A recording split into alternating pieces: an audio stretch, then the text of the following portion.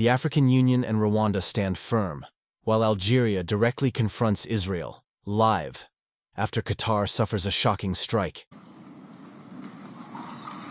We meet once again in the wake of yet another grave and unlawful act committed by the Israeli authorities.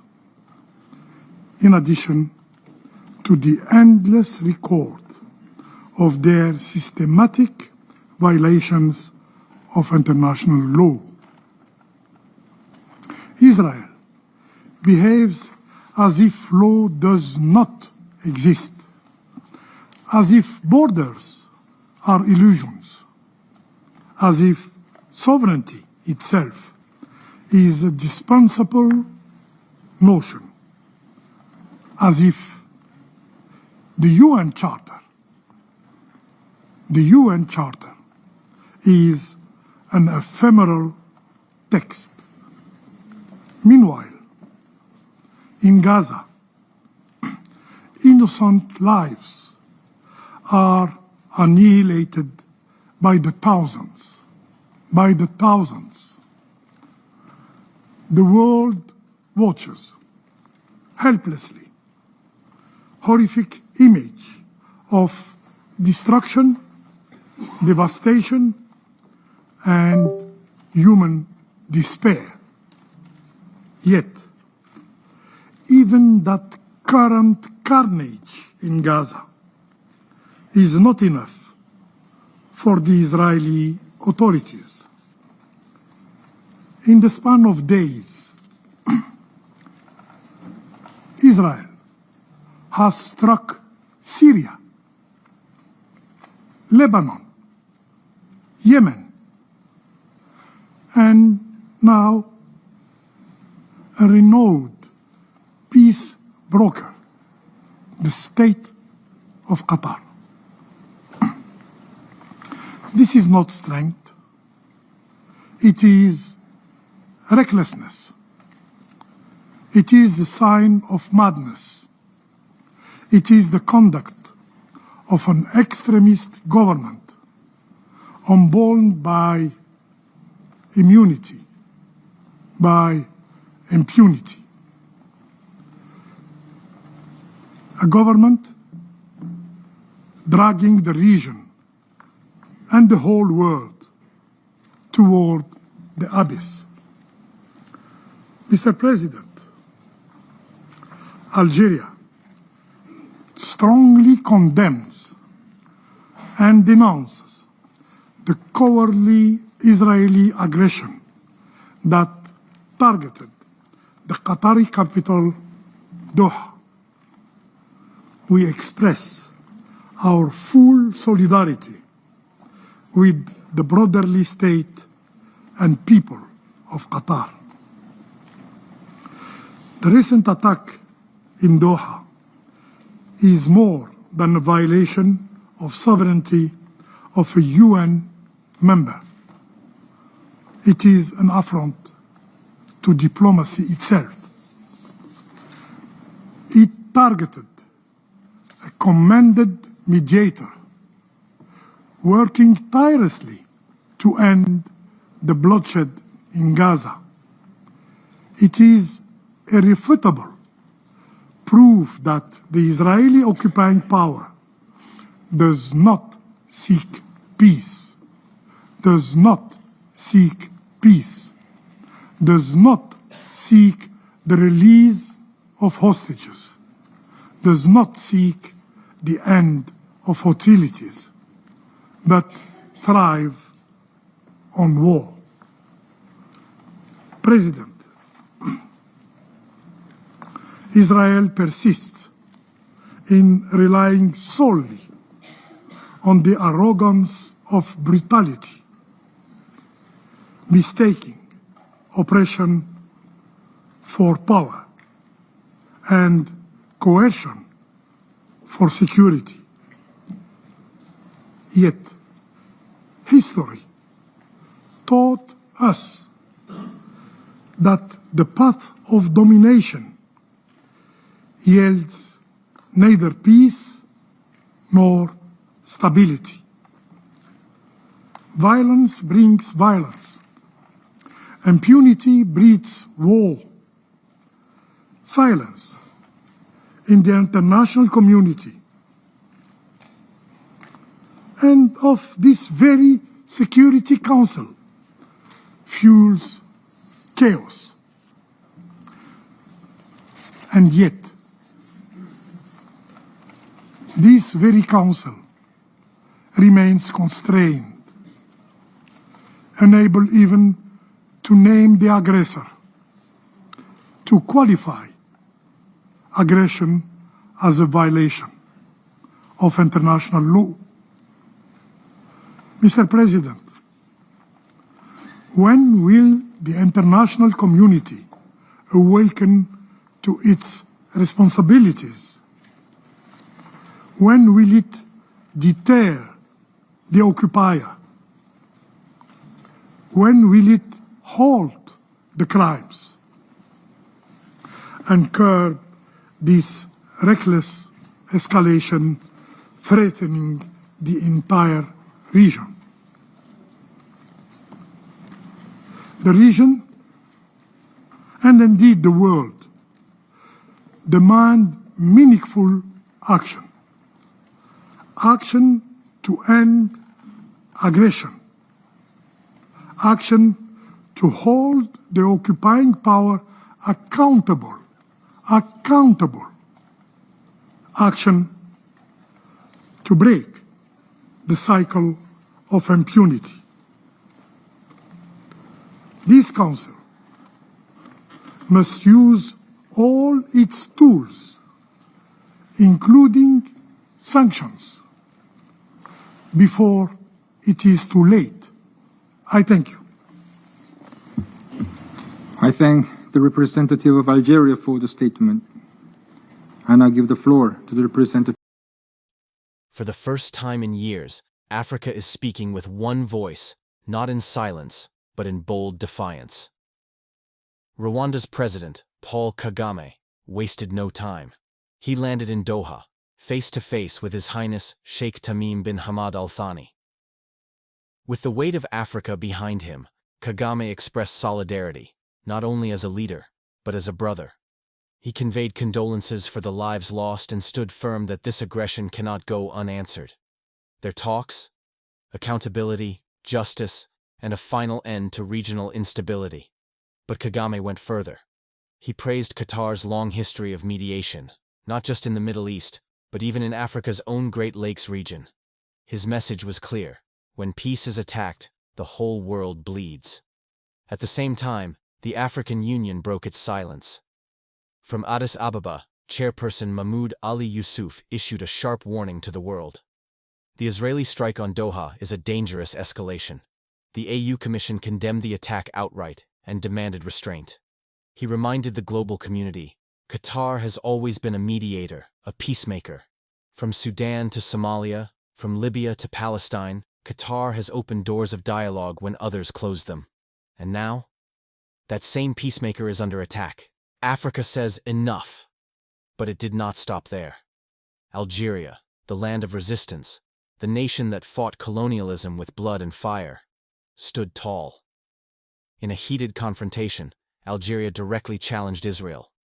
Live, their representatives declared, Africa will not be silent while sovereignty is trampled and peace is destroyed. This is not just rhetoric. Algeria has long defended Palestine, long supported justice in the Middle East, and now its voice echoes across Africa. If Qatar falls, Africa is next. If sovereignty is ignored in Doha, it will be ignored in Addis Ababa, in Kinshasa, in Johannesburg. Algeria's warning shook the chambers of international diplomacy. This moment reveals something greater. Africa is no longer on the sidelines. For too long, the continent was seen as a silent observer. But today, whether through Kagame's presence in Doha, the AU's condemnation, or Algeria's bold defiance, Africa is becoming a central voice in global justice.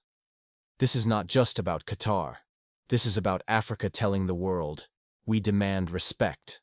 We demand sovereignty. we demand peace. A united Africa is no longer a dream. It is happening before our eyes. And in this unity lies Africa's power to protect not only its own people, but to stand for justice everywhere. Today, the African Union, Rwanda and Algeria remind us that silence is no longer an option. Qatar's pain is Africa's pain. Sovereignty anywhere must be respected everywhere. Africa is rising, not as a pawn, but as a player. Not as a victim, but as a defender of justice. Brothers and sisters, history is unfolding before us. The question is, will Africa stay united? Will we stand together, beyond borders, beyond politics, beyond fear? The world is watching. Africa's voice has awakened, and it will never be silenced again. It is not only Rwanda, not only Algeria, not only the African Union. Let us not forget, South Africa has already taken Israel to the International Court of Justice. From The Hague, Pretoria filed the historic case accusing Israel of genocide against the Palestinian people. A move that shook the world. A move that showed Africa can use international law, not just words, to hold even the most powerful accountable. And while critics mocked, the truth is this: South Africa became the moral compass of the global South. It reminded the world of apartheid, of occupation, of the scars that still bleed in African soil. Now, when Rwanda stands with Qatar, when Algeria challenges Israel, when the AU speaks out, the question is clear. Will the world punish Africa for standing on the side of justice? But here lies the danger. Israel is not alone.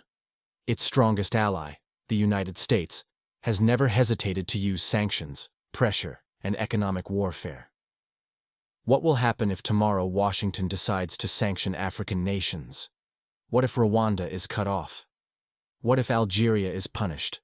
What if South Africa is blacklisted from the global banking system simply because it stood for justice? These are not far-fetched fears.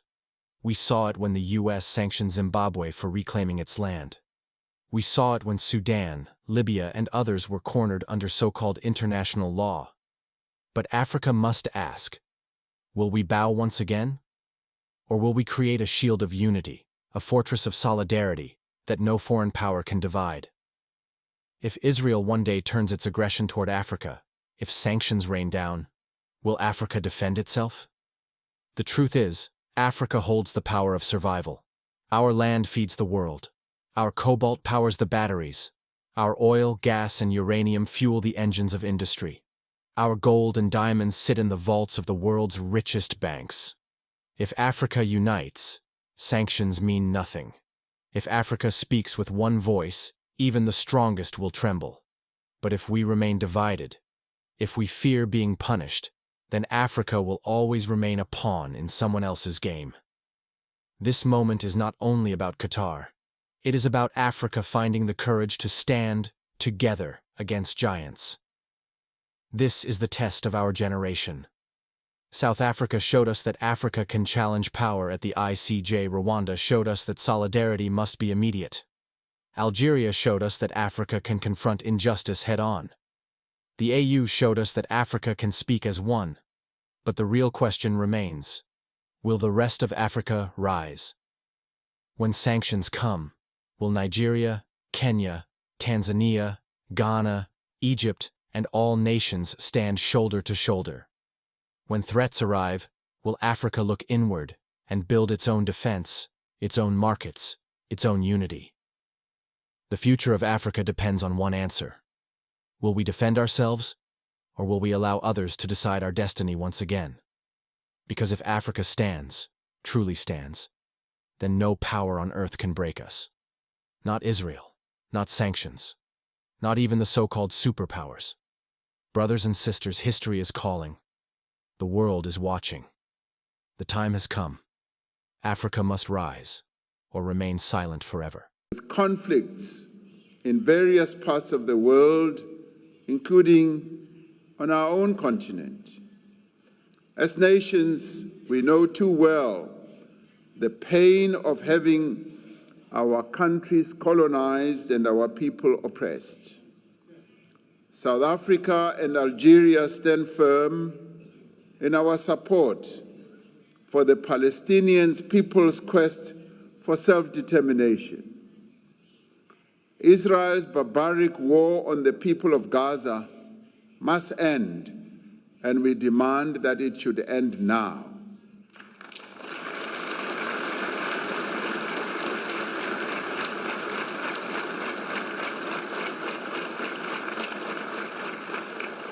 As you know, South Africa took the step to lodge a legal case against the State of Israel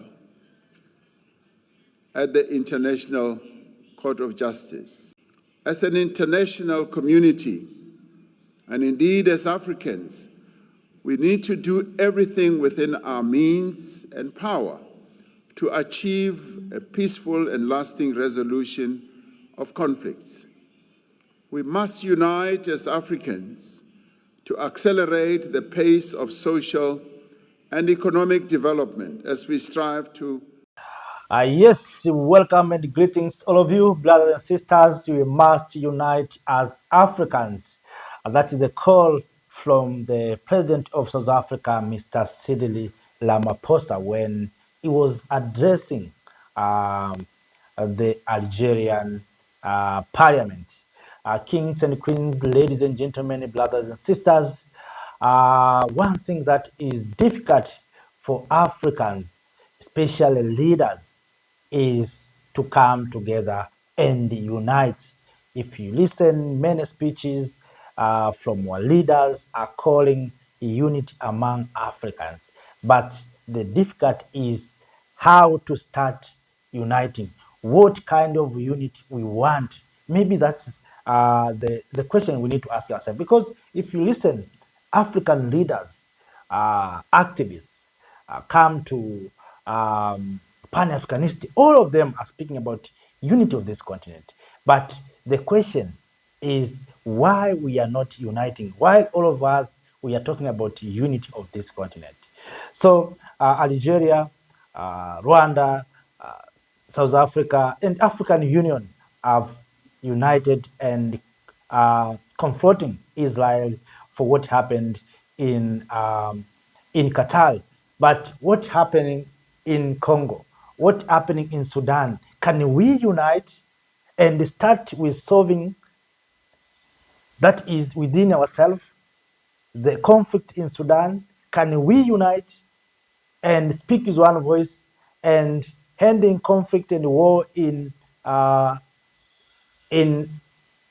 Democratic Republic of Congo? Maybe Qatar is too far from us, but within ourselves, within our home, there's instability. So can we start uniting and solving the challenge of Sudan? So the challenge of South Sudan right now, they have the challenges. The opposition leader has named himself a president.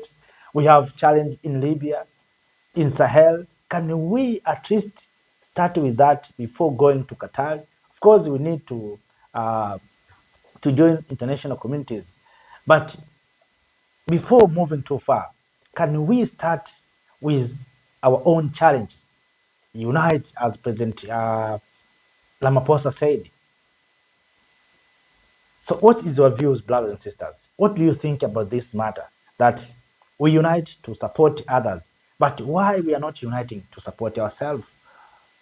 Why we are not speaking with one voice to address the challenge of Sudan, South Sudan, Democratic Republic of Congo? Also, will Israel hear our voices? Will care what we are talking about? Because we have seen many nations don't care about what Africa are doing because we are so disunited. We are not organized. For Africans to be respected, to speak as a giant, one thing we need to do is to unite. President Ramaphosa can speak with his own South Africa. The same to Kagame can speak with his own Rwanda. African Union also can speak wherever it can speak. But if no one will listen Africa as long as Africa is still under division. Africa is weak because of division, and no one care about what you are talking about. You remember when African Union leaders went to mediate the conflict of Ukraine uh, and Russia. You remember what happened to them when they, I think it was in Poland, they were mistreated and humiliated. So if Africans, we want our voice to be heard anywhere, whether in the Middle East or in the global stages, one thing we need to do is to come together. I've heard Africans talking about reform of the UN Security Council. We need 5 permanent seats in the UN Security Council. We need reform of financial institutions. No one will care about what we are saying. It is almost more than 60 years since we started talking about those issues. But because of disunity, no one trusting us, because even we are Africans, we don't trust each other. So if we don't trust each other, who will trust us? Who will care about? We don't care about others. I mean, we don't care about our brothers and sisters here in the continent of Africa. Who will trust us? For we to be trusted, we need first of all to correct the mistakes that we have done within the continent. One of the biggest mistakes that we are doing and we continue to do is disrespecting of we Africans and self-hate, and that's why no one care about us.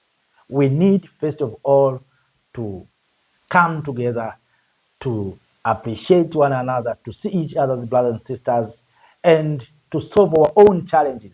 Then, when we come together and speak out there, the world will hear us. The world will say, this is a giant. So we speak wherever we can speak. You remember when Zimbabwe was sanctioned, many Africans spoken. African leaders lamented, but nothing changed. You remember when they came to Gaddafi, they came straight with NATO and said, we are going to remove Gaddafi. No one care about the voices of Africans. African leaders, some of them were in the already on board, but they were told, go back home and rest. We are going to remove that man. That's what happened. And this is happening because Africa, we are weak. No one will care about us if we continue to be weak, and we are weak because of division. It doesn't mean that we are weak as weak. No, we are weak because of division. So it is very easy to be manipulated, and we will be punished one by one.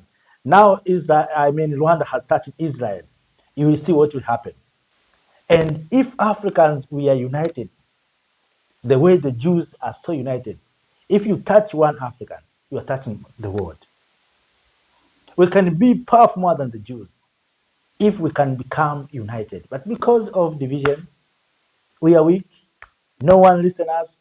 No one care about us. No one talking about what is happening in Congo, what's happening in Sudan, South Sudan, in Sahel. I think as Africans, we have got opportunity to have a leader such as Traore. If we are serious, we want this continent to move in the right direction. All of us don't care about what politicians are saying, what the political figure are saying. Let us unite behind the young revolutionary leader of Burkina Faso, Captain Traore. From there, we can move in the right direction and you can be respected all over the world. Right now, Burkina Faso has opened the door for any African who want to go to Burkina Faso, to visit Burkina Faso. It is free. You don't need to apply for visa. If Africans want to be respected, we don't have egos, let us come together, let us unite. So, kings and queens, ladies and gentlemen, I have no more to share. The aim of this video to share what Algeria, Rwanda, African Union has came together, have came together to show solidarity with Qatar. So, after that, brothers and sisters, let me say have a nice time. See you next time. So, brothers and sisters, I'm waiting to hear from you. What is your views? What is perspective? So, my dear brothers and sisters, let me end here. I'm waiting to hear a lot from you. Please share with us your opinions. Share with us your perspective. What do you think we can do as Africans to be respected and our voice to be heard? Because I know Israel will not care about our voices because we are so divided and we are weak. We can be defeated at any time, and we cannot do anything because we are weak. And if we know that, what we need to do, brothers and sisters, we will be sanctioned at any time because we have touched Israel. Remember, South Africa has experienced some sanctions. Of course, America has threatened South Africa on the issue of the land. And if we are not careful, brothers and sisters, no one will care about us. So, what do you think we need to do as Africans for our voices to be heard? And when we speak, everyone can be attention to hear from us. So, brothers and sisters, let us not speak for too long. Thank you for watching. Have a nice time. See you next time. Thank you, Africa, Mama Africa. Oh, yeah. You make African great. Thank you, Africa. Thank you, Africa.